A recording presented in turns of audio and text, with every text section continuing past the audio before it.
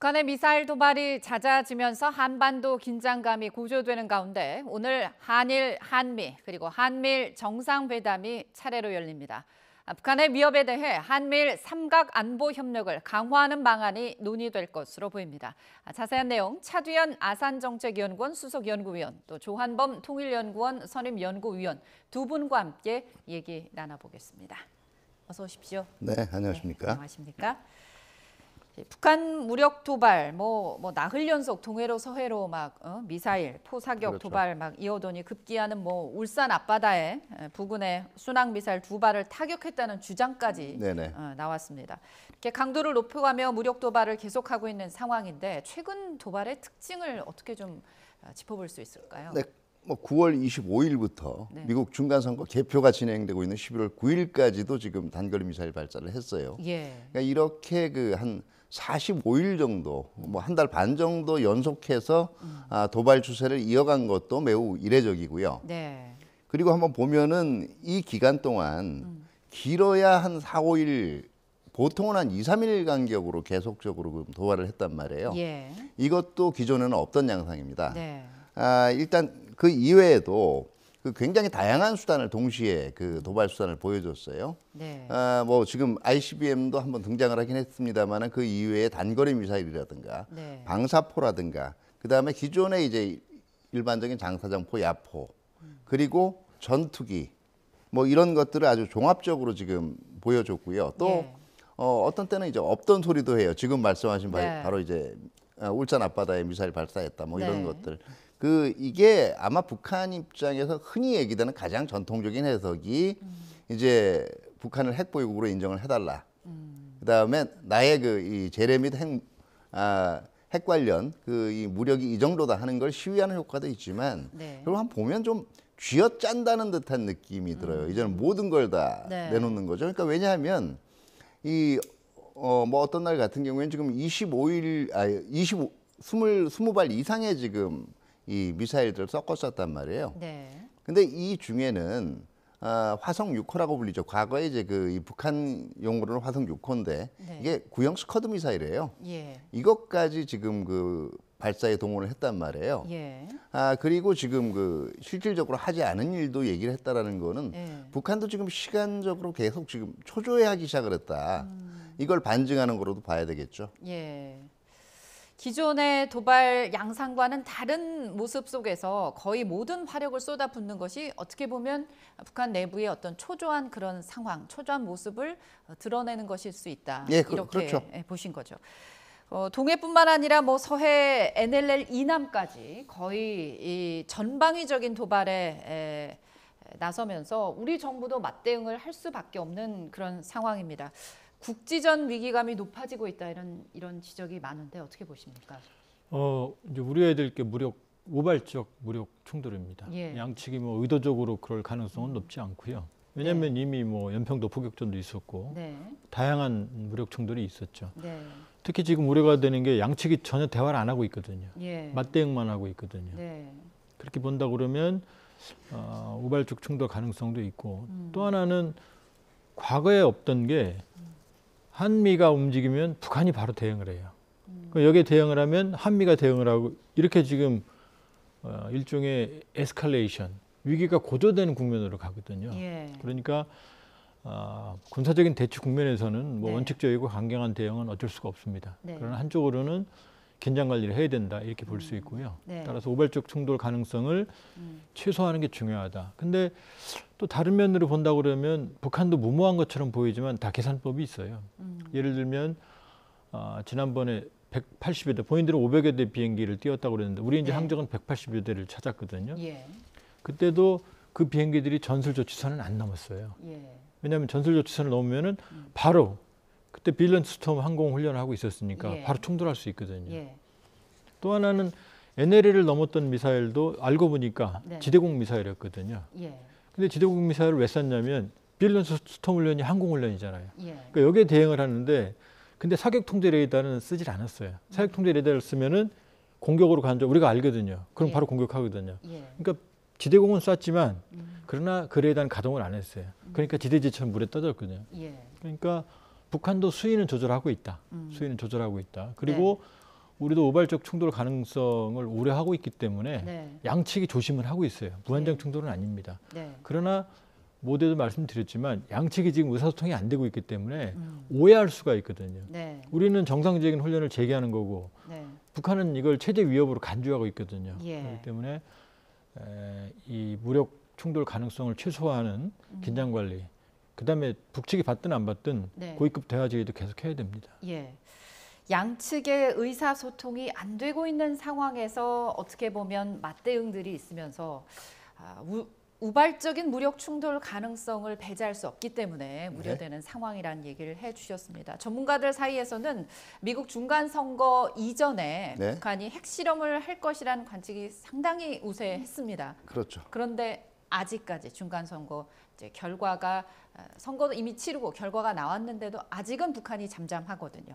어떤 이유에서일까요? 네, 여러 가지 뭐 이유들이 나오고 있습니다만은 네. 예, 사실 가장 우세한 분석 중에 하나였죠. 근데 이 분석 자체가 지금 와서 돌아보면 좀 무리가 있는 분석이었다라는 거죠. 그러니까 그럼 중간 선거 이전에 왜 특히 중간 선거 직전에 왜 이 핵실험을 할 거냐 하면은 결국은 목적은 그거거든요. 북한의 이제 핵 이 개발 수준이 돌이킬 수 없는 수준이고 예. 발전 핵 보유국으로 받아들이고 협상을 해야 된다. 이걸 압박하기 위해서 네. 그리고 이걸 미국에 어필하기 위해서 중간 선거를 만약에 중간 선거 전에 도발을 했다라고 생각하면 일단 지금 김정은 정권의 이 대외 정세 판단력이 거의 낙제점 수준이라고 봐야 돼요. 그만큼 미국을 모른다라는 얘기죠. 예. 왜냐하면 지금 공화당이 이기든 사실은 이번 중간 선거에서 공화당이 이기든 아니면 바이든 정부가 상당히 선방을 하든 간에 네. 대북 정책에 관한 네. 그 기조가 바뀌기 힘든 게 현실이었어요. 왜냐하면 바이든 행정부의 정책 중에서 네.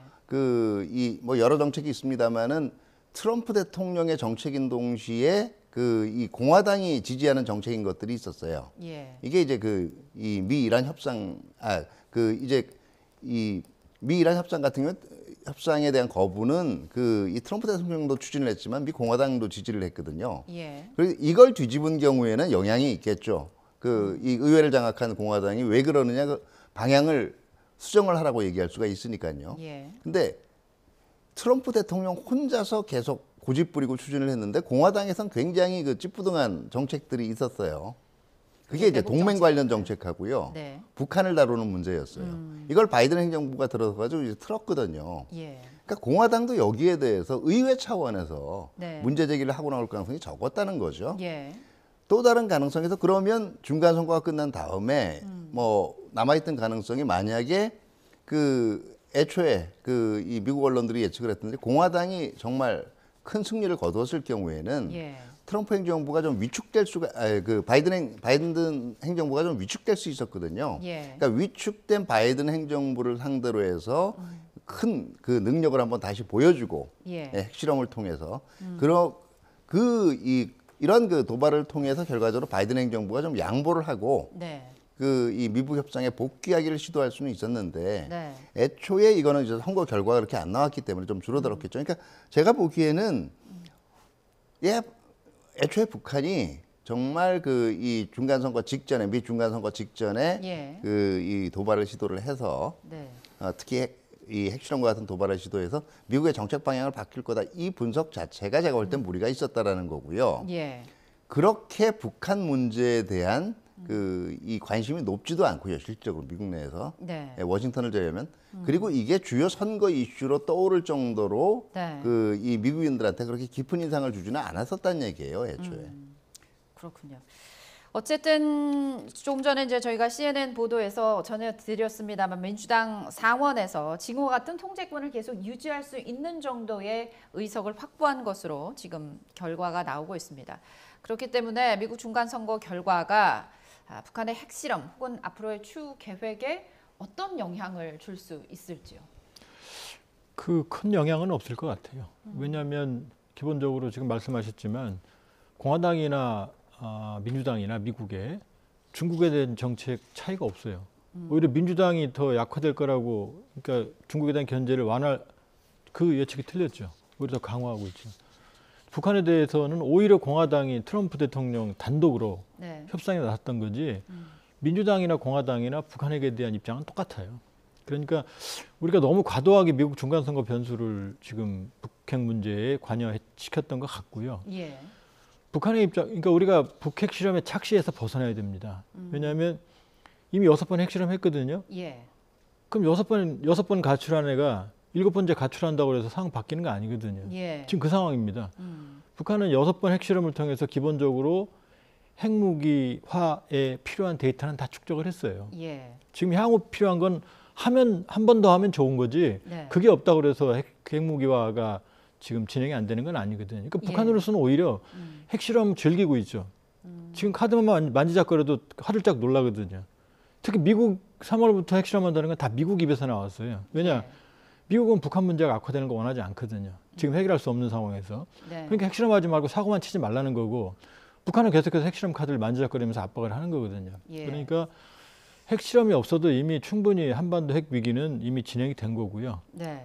오히려 이 단거리 전술 유도무 핵무기들 이런 것들은 이미 실전 배치가 됐어요. 그러니까 우리 입장에서는 이 단거리 발사체에 장착할 수 있는 핵탄두가 늘어나는 걸 걱정해야지 네. 한 번 핵실험 더 하는 걸 물론 하면 더 악화는 되겠지만 그게 더 큰 문제가 아니거든요. 네. 그러니까 북한으로서는 이 카드를 그냥 소진할 이유가 없죠. 계속 만지작거리다가 결정적인 순간에 쓰겠죠. 그러니까 3월부터 지금 계속 안 하고 있지 않습니까? 지금 그런 상황입니다. 북한의 대화의 문을 열어두고 기다리겠다는 이 바이든 행정부의 그 대북 정책 기조는 계속 이어갈 거라고 보시는 거죠? 기본적으로 지금까지 이 출범 이후 변화가 없어요. 근데 뭐냐면 조금 뭐 듣기 싫은 얘기지만 상당히 무능해요. 왜냐하면 지금 거의 2년 돼 가는데 실무 접촉도 못 했거든요. 네. 그리고 반복하는 게 대화의 문은 열려 있다.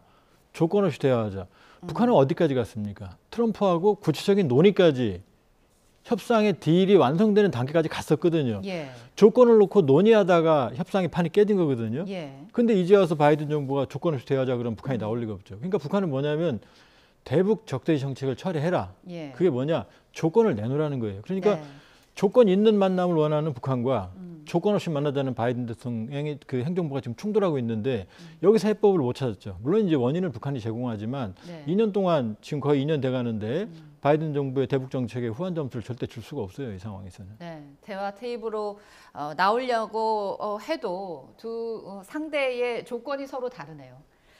어쨌든 지금 북핵 위기 상황이 높아지고 있기 때문에 지금 캄보디아에서 아세안 플러스 3 정상회의가 열리고 있는 캄보디아에서 이제 한일 정상회담 차례로 열릴 예정입니다. 네네. 아무래도 한일 정상회담 같은 경우 전격 성사가 됐는데 과거사 문제 등 아직 해결할 사안은 많은데 무엇보다 북한 도발 대응이 커지고 있기 때문에 한일 정상이 만나는 거겠죠? 네, 그렇죠. 지금 한일 간에 이제 걸려 있는 현안 중에서 가장 공감대가 확대될 수 있는 문제가 바로 북한의 예. 핵 미사일 위협이에요. 네. 이 문제에 관한 사실은 이견이 있을 수가 없고요. 네. 지금 뭐 그동안 북한이 이제 미사일을 발사하면 이 비행 거리라든가 궤적 문제를 놓고 항상 이제 이 일본도 주시를 해왔고 우리도 이제 면밀히 분석을 해왔거든요. 때로는 네. 정보가 차이가 나는 경우도 있었어요. 네. 이게 정확한 우리가 이제 북한의 핵 미사일 능력을 가늠하기 위해서는 네. 이 서로 다른 정보들이 서로 비교되면서 네. 이게 교차 분석이라고 하는데요. 네. 비교되면서 때로는 이제 상대방의 편차를 수정을 해주고 예. 융합될수록 더 정확한 정보가 나오게 되겠죠. 그렇기 네. 때문에 사실은 북한의 핵 미사일 태세에 대한 감시라든가 네. 아니면 대응에 있어서는 그 한국과 일본이 다른 생각이 있을 수가 없어요. 예. 그런데 이게 그동안 다른 의제들 때문에 계속적으로 이 의제까지 진행이 못 되고 있었단 말이에요. 예. 아마 그렇기 때문에 이번에 가장 네. 이번에 한일 정상회담을 통해서 얘기가 된다면 북한의 지금 최근에 이제 미사일 도발 문제라든가 그다음에 네. 앞으로 핵실험 가능성에 대해서 한일이 어떤 정책 방향을 취해가겠다. 물론 여기에서 이제 강한 공조 의지를 밝힐 수가 있을 거고요. 예. 그리고 이걸 바탕으로 해서 한일 간의 이제 나머지 현안 문제들도 긍정적으로 해결할 수 있는 바탕을 마련한다. 아마 이런 쪽에 의견들이 교환되지 않을까 생각이 됩니다. 네. 아무래도 시간 자체가 지금 제한이 되어 있기 때문에 예. 뭐 포괄적인 의제들을 다 다루기는 좀 힘들 거예요. 예. 이어서 한미일 정상회담이 이제 차례로 열릴 예정인데 여기서 한미일 3국이 어떤 메시지를 내놓을지도 주목이 되는 부분입니다.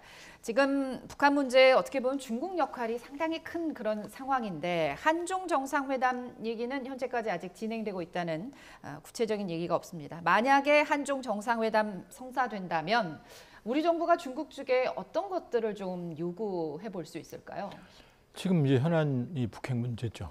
특히 이제 아까 바이든 정부 말씀드렸지만 네. 그 2년 동안 또 트럼프 정부 말기 하노이 결렬 이후에 북한과의 대화는 한 번도 열리지 않았어요. 예. 그런데 그 사이에 북한은 전술핵을 실전 배치해서 오히려 핵위기를 더 악화시켰고 네. 그 위기는 전적으로 우리가 대상이 됐거든요. 예. 미국이 아니라. 미국까지 지금 ICBM 기술이 없거든요. 예. 그렇게 보면 우리로서는 다급하죠.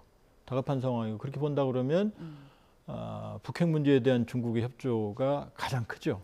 네. 그러니까 우리는 북핵 문제에 대한 중국의 협조를 원할 거고 중국은 이제 중국을 견제하는 한미일 동맹에 한국의 수위를 조절할 것을 저쪽에서 요구할 겁니다. 아마 네. 두 의견이 지금 충돌할 거거든요. 네. 중국도 물론 북한 핵실험, 북한 핵 문제 악화가 부담입니다. 왜냐하면은 북한 핵 문제가 악화되면 한국과 일본을 자극하거든요. 우리 벌써 자체 핵 무장 얘기 나오잖아요. 예. 그럼 이게 대만도 자극하거든요. 거기다 이미 미국이 얘기했죠. 만일 핵 문제 악화되면 미군을 아시아에 더 강화시킬 거다. 그건 예. 당신들한테도 부담이 될 거다. 지금 네. 거의 뭐 위협 수준이거든요. 네. 그러니까 시진핑 주석 입장에서도 북한 핵 문제는 부담입니다. 그런데 문제는 북한이 중국말 안 듣거든요. 우리 지금 착각을 하는 게 중국이 북한을 컨트롤할 수 있다? 그렇지 않습니다. 그동안 북중 관계를 보면 항상 대등한 관계예요.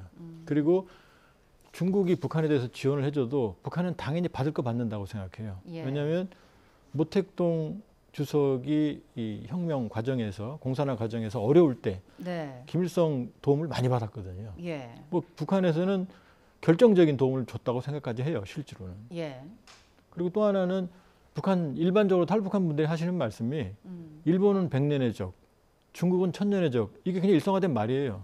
중국 믿지 않아요. 네. 왜냐하면 중국이 북한 정권을 흔들 수 있는 유일한 세력이니까. 예. 그러니까 중국 입장에서는 전략적인 이 자산인데 북한이 네. 이걸 강제로 뭐 핵실험하지 마라 해라 했다가는 관계가 파탄 나거든요. 예. 그러니까 적정 수준에서 조언을 할 수 있지만 북한은 마이웨이식 길을 가지 뭐 중국과 뭐 핵실험하는데 사전 협의한다, 허락을 받는다. 네. 제가 알기로는 그런 일이 한 번도 없었습니다. 그렇게 보면 미리 예상을 뭐 하기는 좀 쉽지는 않지만 네. 평화적인 해결을 원한다. 중국의 건설적인 역할을 하겠다. 유관국들은 자제하고 대화에 나서자. 뭐 이 정도. 핵위기의 악화를 바라지 않는다. 이 정도지 뭐 핵실험을 하지 말아라든지 그렇게 말하기는 대단히 어려워요. 추석 입장에서도. 그렇군요. 마침 내일 미중 정상회담이 열릴 예정입니다. 조 의원님 말씀하신 것처럼 이제 바이든 대통령이 캄보디아로 가는 비행기에서 국가안보보좌관이 그랬어요. 북한이 지금처럼 도발을 계속할 경우 동아시아에 미국이 군사력을 강화할 수 있다 이렇게 네네. 밝혔습니다. 이런 기조가 북한이나 중국에는 압박으로 작용할 수 있을까요? 네, 아까 조 의원님은 조금 회의적으로 보셨어요. 그렇죠. 두 가지 가능성을 동시에 생각을 할 수가 있어요. 아마 네. 바이든 대통령은 이제 조금 더 과감한 모습을 보여준다는 측면에서 이건 사실은 한반도뿐만이 아니에요. 예. 그 이제 올 8월에 있었던 대만 해협에서의 긴장 같은 걸 감안을 해서라도 미국의 네. 강력한 의지를 보여주려고 할 거고요. 예. 이걸 통해서 그동안 좀 너무 인도太平洋 지역에서 말만 하고 나약하지 않았느냐. 네. 여기에 대한 이 이미지도 좀 일신을 할 거라고 생각을 합니다. 예. 이제 문제는 중국의 반응인데요. 네. 중국 같은 경우에 이제 10월에 있었던 그 제 20차 중국 공산당 대회를 통해서 시진핑 그 주석의 이제 3기가 이제 확정이 됐단 말이에요. 네. 그동안은 조금 자제한 측면이 있었어요. 지나친 예. 갈등은. 근데 네. 시진핑 주석 자체도 이제는 이 자기 권력 기반의 자신감을 얻었기 때문에 네. 그 미국 정책에 그대로 맞대응하는 것도 가능하고요. 두 번째는 근데 조금 또 동시에 걱정을 해야 될 거는 예. 그 시진핑 대통령이 그동안 이 미국 정책에 대해서 이제 강대강으로 대응하겠다는 얘기들을 많이 했단 말이에요. 네. 근데 이거 자체가 시진핑 주석의 이 선택에 발목을 잡을 수도 있어요. 예. 그러니까 말대로 안 하면 이제 위신이 깎이니까요. 예. 자, 중국 입장에서는 아직 군사적으로는 완전히 준비된 상황은 아니에요. 실제로 미중 간의 군사력 균형이 완전히 역전이 되려면 아니 네. 비슷해지거나 역전이 되려면 최소한 10년 이상은 있어야 될 겁니다. 네. 그러면 아마 중국의 대응 전략은 이런 걸 거예요. 흔히 얘기하는 이 경제적인 공급망 재편 같은 네. 그 IPEF라든가 아니면 반도체 동맹, G4와 같은 거에 대해서는 조금 수세적으로 대응을 할 거예요. 네. 다만 중국의 앞마당이라 그러는 문제, 이게 중국의 전통적인 관할권이라 그 중에서 제일 얽혀 있는 것이 이제 대만 해협 문제거든요. 예. 이 대만 해협에 대해서는 상당히 여기서 다시 한번 내년쯤 긴장이 고조가 된다면 네. 이때는 중국도 더 기존보다 군사 시위라든가 이걸 확대할 가능성이 있고요. 그렇게 되면 내년쯤 아마 대만 해협을 둘러싸고 긴장이 굉장히 높아질 수도 있고 예. 또 이 대만 해협 긴장이 한반도에서의 긴장하고도 연관이 될 수도 있습니다. 그렇군요.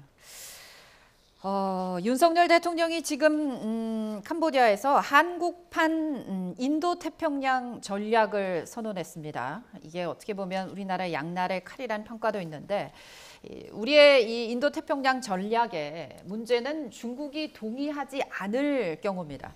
이렇게 되면은 한중 간 불편한 상황이 초래될 수 있을 텐데 한중 간 어떤 관계 어떻게 전망하십니까? 쉽지 않습니다. 쉽지 않은데 이제 이런 점은 있죠. 그 최근 윤 정부는 문 정부에 비해서 중국 견제를 더 강화한 정책을 가지고 있거든요. 그런데 지금 중국 정부가 네. 문 정부에 대하는 것보다 윤 정부에 대하는 태도가 더 거칠지가 않아요. 왜냐하면 사드처럼 그렇게 무슨 압박을 한다든지 그런 일이 없거든요. 예. 그럼 왜 그러냐면 결국 중국이 지금 가장 아픈 부분이 고립되고 있다는 거거든요. 예. 특히 첨단 기술 부분에서. 결국 중국이 원하는 게 반도체로 대표되는 첨단 기술인데 네. 이걸 줄 수 있는 게 미국, 일본, 대만, EU거든요. 네. 근데 미국도 안 주고 EU도 안 주고 대만은 더 안 주거든요. 예. 남는 데는 한국밖에 없거든요. 그러니까 한국 때려봐야 자기들에게 유리한 게 거의 없는 거죠. 그러니까 네. 한국이 이 한미 동맹을 강화하고 한미일 협력하는 건 당연히 자기들이 잠재적인 압박이 된다는 걸 느끼고 있죠. 예. 그러나 중국으로서 그렇게 크게 대응할 수 있는 수단이 많지 않아요. 그 전면적으로 우리를 압박을 하면 본인들도 피해를 보고 네. 또 바이든 정부 들어서고 나서는 지금 민주주의 가치 동맹들이 형성이 되면서 특히 네. 우크라이나 문제로 권위주의 정권들이 고립되고 있거든요. 네. 그렇기 때문에 과거는 좀 다른 양상이다 그렇게 볼 수 있고 그러나 네. 결국 우리 입장에서는 한미동맹이라는 축 그다음에 지금 중국이 주장하고 있는 남중국해, 동중국해 여기가 우리 수출의 젖줄이에요. 예. 여기가 막히면 뭐 거의 수출이 봉쇄된다고 보시면 돼요. 네. 근데 여기를 중국이 힘에 의한 현상 변경으로 가버린다 그러면 그걸 우선 좌시할 수가 없거든요. 예. 그리고 또 하나는 우리가 이미 글로벌 국가로 올라섰기 때문에 네. 우리가 그동안 약했던 부분이 세계 전략이에요. 주로 북한 프리즘으로 한반도 문제만 가지고 지금 그 외교 안보 전략의 축을 활용해 왔다면 예. 이제는 시야를 넓혀야 되거든요. 예. 그렇기 때문에 한국형 세계 전략 네. 차원에서 본다 그러면 당연히 인도태평양 전략. 지금 대부분의 국가 대만도 인도태평양 전략이 있어요. 예. 당연한 거다. 그러나 문제는 중국 역시 향후 상당히 오랜 기간 동안 우리의 고객이 될 거거든요. 예. 경제에 중요한 동반자가 될 거거든요. 그 갈등 관리를 적정 수준 하는 건 이제 숙제죠. 네. 경제적인 측면뿐만 아니라 안보적인 측면에서도 중국과의 갈등 관리, 긴장 관리 상당히 중요하다는 얘기를 해주셨습니다. 한반도 긴장이 고조되고 있는 상황에서 오늘 한일, 이어서 한미일 정상회담이 이어질 예정입니다. 한미일 3국이 어떤 메시지를 내놓을지 주목되는 그런 상황입니다. 차두현 아산정책연구원 수석연구위원, 조한범 통일연구원 선임연구위원과 함께 얘기 나눠봤습니다. 말씀 고맙습니다. 네, 감사합니다. 감사합니다.